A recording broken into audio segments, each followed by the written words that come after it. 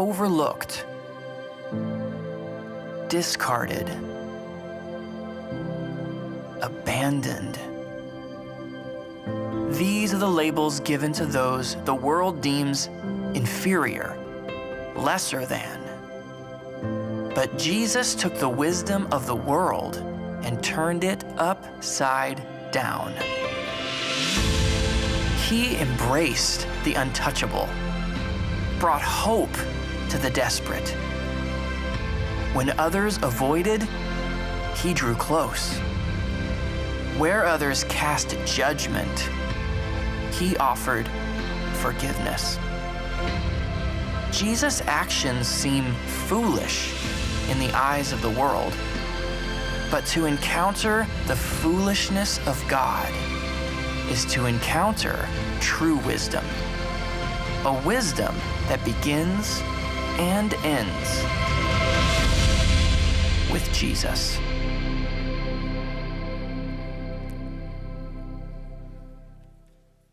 Thankful you chose to be here this morning. We're continuing our study of Luke, and we're looking at those who have been rejected by the world or by the religious people of the day, but certainly not by Jesus. And they were able to find Jesus from the outside, and we want to just follow along with more of these stories as we look at who Jesus is. So if you have your Bibles, open them up to Luke, the 13th chapter. Luke, the 13th chapter, and we're just going to follow along this story of Jesus when he gathered together to teach in the synagogue, where he often came together and the people were all around him. So Luke chapter 13, beginning with verse number 10. Now he was teaching in one of the synagogues on the Sabbath, and there was a woman who had had a disabling spirit for 18 years. She was bent over and could not fully straighten herself up.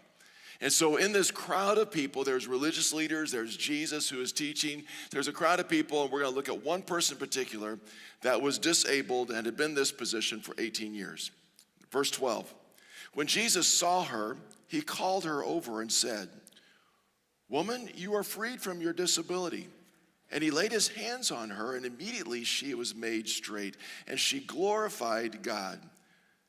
But the ruler of the synagogue, indignant because Jesus had healed on the Sabbath, said to the people, "There are 6 days in which you ought to be done. This work ought to be done. Come on those days and be healed, and not on the Sabbath day."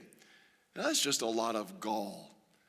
Here this lady is in the crowd. Jesus notices her, calls her out, has mercy on her, heals her, and the synagogue leader's upset about rules. He's upset about, this is not the day to do that. This is the day for teaching. This is the day for rest. He's caught up in the Sabbath laws, what they should be. It's a day of celebration rest. It's not meant to be a burden, but he's really upset that Jesus were to heal her on the Sabbath. Look at Jesus' response. Then the Lord answered him, "You hypocrites. Does not each of you on the Sabbath untie his ox or his donkey from the manger and lead it away to water it?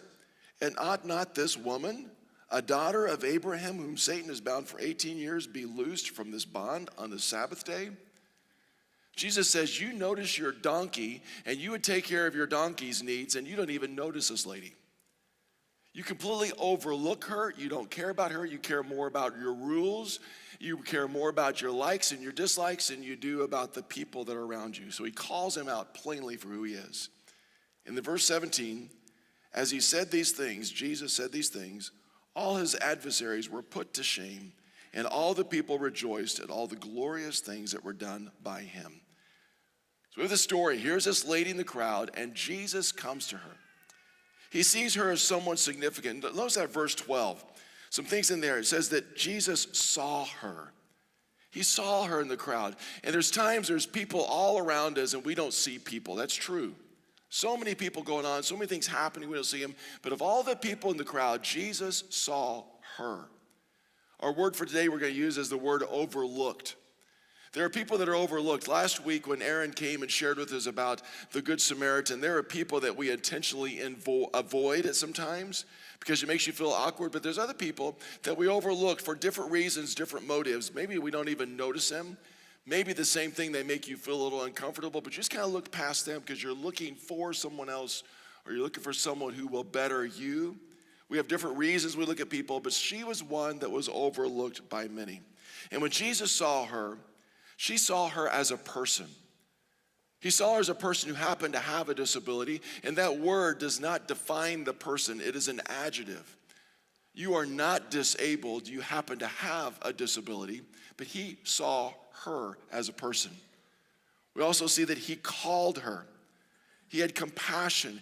Of all the people in the crowd, he said, hey, I want to talk to you. And of course, as we've seen when he did in the past with the person with leprosy or the person with a lot of problems in their life, he touched her. He gave her attention and cared for her. It was a tender touch, brought her into where he was at. And then he also healed her. As a result, she glorified God. She praised God. And in verse 16, when he called her a daughter of Abraham, we just read that and think it's no big deal. But this is the first time that phrase is used. Different times in the Bible, we have the word sons of Abraham when some man of notoriety, someone important. But in this setting, he called her a daughter of Abraham in a sense of saying she's important, she's significant, she has value. And he called her out in a way that said she lifted her up as someone of importance. And when the synagogue leader was putting her down and ignoring because he was more caught up in his rules, he said, no, this lady has value in my eyes. There's those legalistic people sitting around talking about their rules. We can fall in the same trap. Our opinions matter. We like this, we like this. We come into a church setting. Sometimes we sit around and we say, I like this, I don't like what's going on. We complain about this or we approve on these things. And all around us, there's people with needs and hurts and desires. And many times we're just like that synagogue leader, truth be told, because we're more concerned about what's going on in our life than we are about the lives of other people. It's horrible when that happens here at church. But truth is, it happens every day of our lives. We're caught up with our agendas, our directions, where we go, and we don't realize the needs that are there. And sometimes we may notice a need, but we look at the physical need and we summarize some things, but there's a whole lot more going on in that person's life. And we need to be like Jesus, and we notice people. We moved with a little bit of compassion to reach into their life.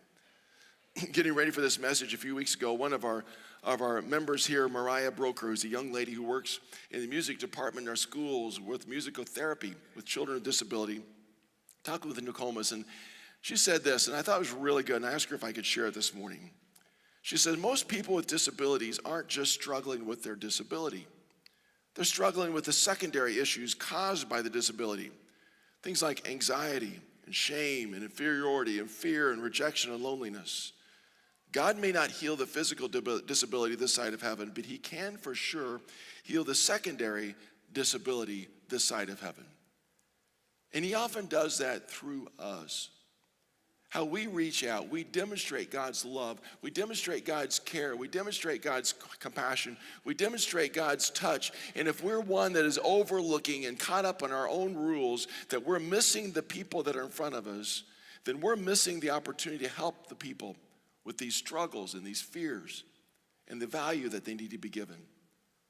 And we're caught up in our own world, and today we want to just stop and look, are we more like the synagogue leader or are we more like Jesus? And of course, we want to be followers of Jesus. Now it's hard to understand this, what happened to this lady and where it's at, and it uses this odd phrase. It said, disabled by Satan. And we don't know if that's a direct thing, and all the commentaries write so many things about what this means or what it could be at, that Satan intentionally came in and did this to her. It could be the phrase that Satan has caused the downfall of this world with sin and brokenness and disease, and it's a result of that. But for some reason, this was there. And we want to make sure when we look at other people who are going through difficult times that we're not assuming it's because of an issue in their life that this happened. In John chapter 9, there was a man who had been born blind. And these religious leaders, these rule cutters, came up to Jesus and said, so look at this man. Is he blind because of his own sin or because of the sin of his parents? They wanted to place a blame. They wanted to say this person's in this spot because of this reason. And Jesus said, neither. It's not a result of sin at all. Jesus said for him it was a result of saying, but God is going to be glorified in his life, and God did some great things in this man's life. So for us to summarize, what caused this? What to bring about? Sometimes when we're in that position where this oppression comes over us, where it's a physical disability or a health issue or emotional struggle or something going on, we wonder, where did this come from? Why is it here? We may never know this side of heaven why. But we certainly don't have to place a blame and assume what people are going to be. In fact, there's some things that we need to see that God will work at in spite of those issues in our life. 2 Corinthians chapter 12 is a passage where Paul was struggling with an issue in his life, and we don't know for sure what it was, but it says this in verse 9. There was given me a thorn in my flesh. Verse 7. There was given me a thorn in my flesh, a messenger of Satan to torment me. 3 times I pleaded with the Lord to take it away from me. And that's all we know. There's some thorn in his flesh, he called it, something within his body that was upsetting to him. It was struggling. It was something that he went with. Some people assume by some other writings of Paul that he had trouble with his eyesight, that was the issue. Other people think it was some other physical issue going on. Some people look at it and say it was a thorn in the flesh. It means that as far as materialistic. And so therefore he had a strong temptation or maybe an addiction that he struggled with. And there was some oppression coming over him. But it doesn't tell us exactly what it is. And I think that's inspired that it doesn't tell us. In fact, I've learned that you can put almost anything that you're struggling with in this comparison and see it fits. Today, whatever it is that you're struggling with, maybe it's a physical disability or emotional, something's tearing you down. We've been in that same spot where you're saying, God, would you please take this away from me? And you're asking him to remove it, and it doesn't get removed. And the answer, verse 9, but he said to me, Jesus said to me, my grace is sufficient for you, for my power is made perfect in weakness. Therefore, I will boast all the more gladly about my weaknesses, so that Christ's power may rest on me. And Paul came to the point where he was struggling with whatever this was that was afflicting him and tearing him down, where he had to say, God said, his grace is sufficient. His grace is going to give me everything that I need in the midst of this struggle that I'm going on right now. And in fact, he says, it's in my weakness that I realize I can't do this. It puts me in the spot where I say, I don't have it all conquered. I don't have it all together. I can't figure all this out. I need God. And in that sense, we realize his strength comes in. At the end of verse 10, he says, for when I am weak, then I am strong. When we can move our pride to the side and say, I can't fix this, I can't handle it, I can't do it all, I need God's strength. And then when we rely upon the strength of God, it turns around within us, and even in our weakness, we realize we are strong in God. So phrase that God's grace gives me strength. Whatever it is that you're struggling, if it's a physical disability or some other struggle in your life, you realize that in my weakness, when I turn to God, rely upon the strength of his presence in my life, then I am strong because his grace is sufficient with whatever it is that you're facing. Again, in this world, we may not be healed physically as this lady was, but we have reasons to celebrate, even as she celebrated and honored God. Jesus sees you. Jesus knows you. Jesus calls you, he gives you value, and he wants you free from your bondage. We're not defined again by this disability. You're not defined by the pain that you have. You're not defined by the addiction that's hanging over your life. You're not defined by the setback that other people have given you. You're defined by the fact that you're a child of God. You're a child of the King who happens to have this issue on the side. But you're a child of Jesus Christ. Romans chapter 8. We see some more writings, and it says, verse 18, I consider that our present sufferings are not worth comparing with the glory that will be revealed in us. And Paul begins writing and saying, whatever it is that I'm going through right now, some of you may be going through an horrific struggle this morning and just unsure and where you're at and how you're going to make this through this. Every day is a struggle because of some disabling spirit in your life, whatever it is. He said, how are we going to do this? He says, it's not worth comparing to what is going to be coming when we're in the presence of God. And then a few verses, he talks about creation, how God designed creation, this beautiful, perfect world, but sin came into it, messed it all up, and he says, even creation desires to be restored and put back the way God intended it. And then verse 21, or not verse 23, it says, not only so, not only creation, But we ourselves, who have the first fruits of the Spirit, groan inwardly as we wait eagerly for our adoption as sons, for the redemption of our bodies. For this hope we were saved.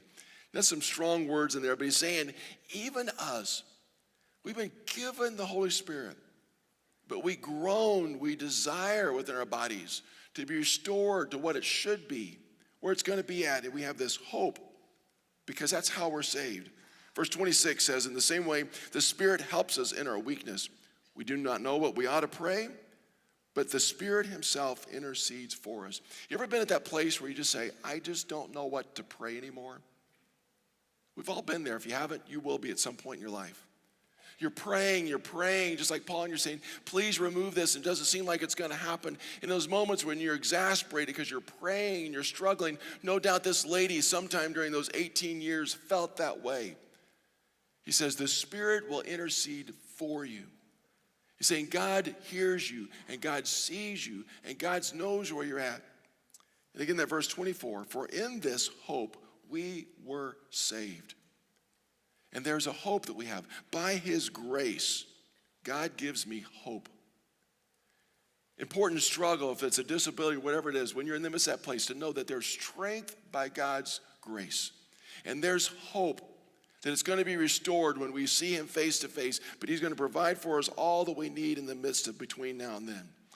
The Pharisees, they didn't even see her in the crowd. They didn't even acknowledge she was there. And then when Jesus gave attention to her, they were upset because of what was going on around them. And truth be told, I bet many people in the crowd didn't see her. She was always there. She's the person on the side. They just walked past her to get around to get where they need to be going. And we do the same. There are so many people that we just overlook because we're busy, we're going on our direction. And I believe people are overlooked sometimes because we're blinded by our selfishness and our sin. We just pass people by because we're just so busy doing our thing. We're so caught up with the things that we've got to get done. Sometimes we're caught up with our rules that we just walk past people that need to be given value and looked at. People are often overlooked, but Jesus always sees us. And he calls us to himself. When Jesus sees you, he knows where you're at. And he calls you into his presence, says, my grace is sufficient. I want to give you strength. I want to give you hope. And we as followers of Jesus need to demonstrate that same. It needs to be a change in our heart and our eyes so we see people and we notice people as we're going about our day. Now, we've got a good friend who's a member here at Harvester, and I've asked Matt to come out and join us this morning. So I think it might be good to help us understand if someone just shares a word of testimony. So Matt Newbold has been here since he was a kid and often is in this service, moves around the others. He helps in children's worship, the 1045 service. So Matt, are you coming out here? Yep, I'm here. All right, come on out here. All right, so this is Matt Newbold. Everybody say hi, Matt. Hello, everybody. I'm glad you're here. It's good to be here. That's good. So, Matt, you've been here since you were a little kid. Mom Yes, and Dad brought you. yes, I have. And so when you were young, running around with our kids, you were all over this place and carrying on, and some things have changed in your life. So tell us a little bit about your story. Okay, well, I was born in the mid-'80s. I was born with a degenerative genetic disorder. So, like Doyle said, earlier in my life, I can't do that. I gotta remember that. There you go. Yeah, earlier in my life, I could walk around and run around, and then as per the word degenerative. That's a hard word to say, degenerative. It slowly, but in my case, thankfully, it progressed slowly. So it started to go downhill slowly, and by middle school, I was in a wheelchair, and that was that. And that led me to where I am today. So. Okay, but it's not holding you back too much. Recently, he just got his degree, college degree in business, which is a great congratulations. Yep. And before I was particularly proud of that accomplishment, but I was curious, so I went online and looked up. I'm one of 16% of all disabled Americans that get higher than bachelor's degrees. Not very many do. Yeah. That's a good accomplishment. And by the way, I'll throw in a plug here. He's looking for work. So you're smart, you're a bright guy, you're intelligent, you work hard. I guess so. So what changed when you were, no doubt when you were a teenager walking through some stuff, you had struggles. How did you accept this? How did you? So like you were saying, so when I was a naive youngster, as you, that word kind of feels weird to say, but Yeah, it is. So when I was younger, and obviously I didn't know how to deal with all this stuff, because I was thrown in this world with no explanation. Right. I obviously was confused. I'm even kind of ashamed to say I had some hatred for God for a little bit there, but then I had probably the greatest realization of my life is so I can feel sorry for myself and hate my circumstances, but it's not going to get any better. So I think everybody can relate that if you're down on yourself, it makes everything a whole lot harder to deal with. Yeah. So from that point on, I'm like, you know what? I can't change it. There's no point in feeling down, so just embrace this. And like I said, that was probably the best decision of my life because, I don't have that extra baggage to worry about, and it just makes everything better. That's good. So you love Jesus? Yes, I do. That's good. And how's your walk with Jesus? I would say it's awesome because obviously everybody relies on him every single day, but I feel like the feeling is kind of amplified for me because there is no way I can do anything at all on my own. Like, obviously I can't walk or drive anywhere, so, and do stuff of that nature. So, he really kind of even challenges me too, because I have to figure out, think outside the box and figure out how to do stuff. And that just adds to my experience and just makes everything better in my perspective. I like how, when we were talking, you were saying how you depend on him every day, which all of us need to. You just reminded him in a good way. So what advice would you give us as a bunch of friends here to how should we react to people who are different from us, people with a disability or maybe a different disability? What's some advice you can give to us? Well, it's funny because I think, and I fall in this category too, I think people are big generalizers.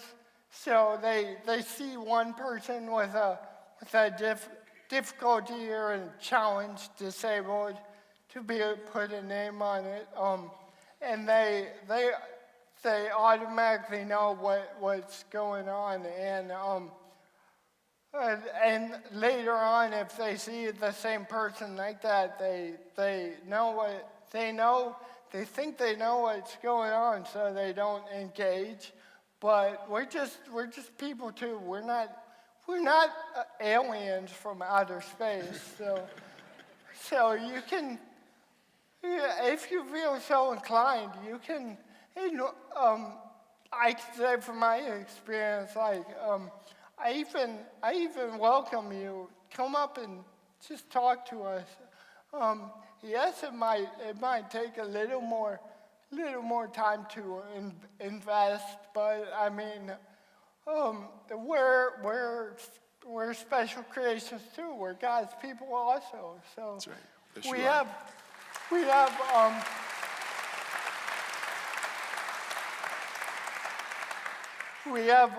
We have stuff to offer the world just like everyone else. So And just this- have to take the time to get to know us. and you're well worth getting to know. So in the Well, story, I don't know about that. yeah, you are.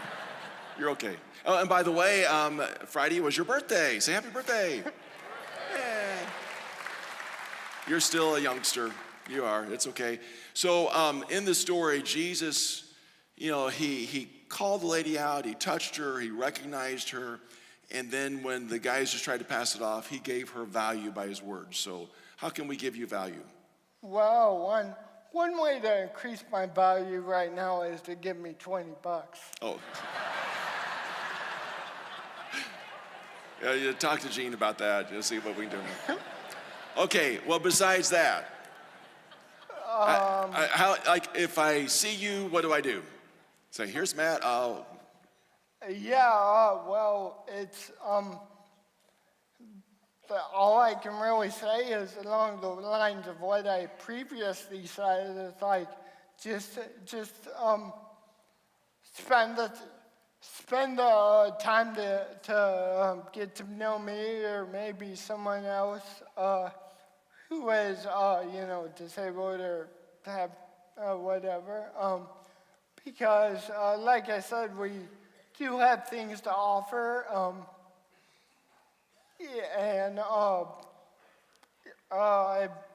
at least I feel, and I think maybe people that I know would agree with this too. Is like, if you do that, I'm funny to say, but I'm a joy to know. So, Yes, you are. You're fun. You're fun. You're good. And your mom says that a lot, but I think you are too. You're a good guy. Well, So he is. He's fun. He's well, enjoyable. my mom's kind of biased. I think she is too. Yeah. Matt, he loves praying with people, loves encouraging. He works with children's ministry, and you just have a lot to contribute. So thank you for loving Jesus. Thanks for being a part of our family. Yep. No, I appreciate it. I think you should be saying thank Jesus for loving me. That's true. I think that's a good way of saying it. Thank you. Good guy. All right.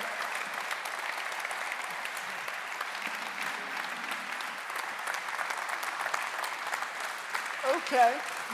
Hey, Matt.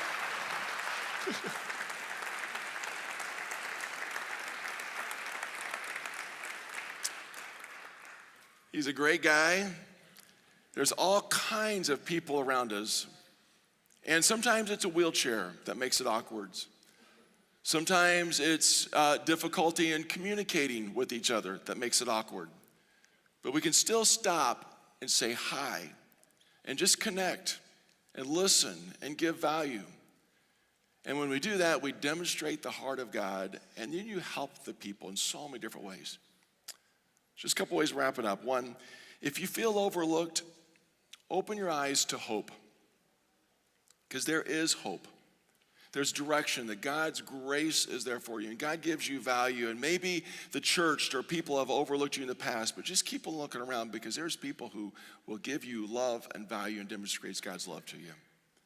And if you're the person who's had this hope, you know what the hope is all about, then I challenge you this morning, just open your eyes to those who are overlooked.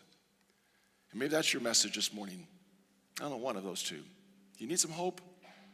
You just need to be convicted and say, I need to open my eyes. And before you rush out of here today, look at some people around, say hi, reach out, and demonstrate it. And tomorrow, when you're at work, heading back to school, in those settings, look around and see some people that Jesus would call out of the crowd and give value.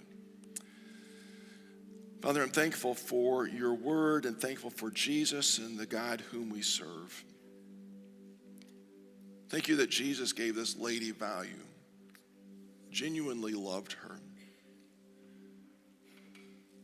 And Father, I'm thankful for Matt and our friendship and just what a great guy he is, and just for the reminder that we just need to take a little time and listen and notice and understand.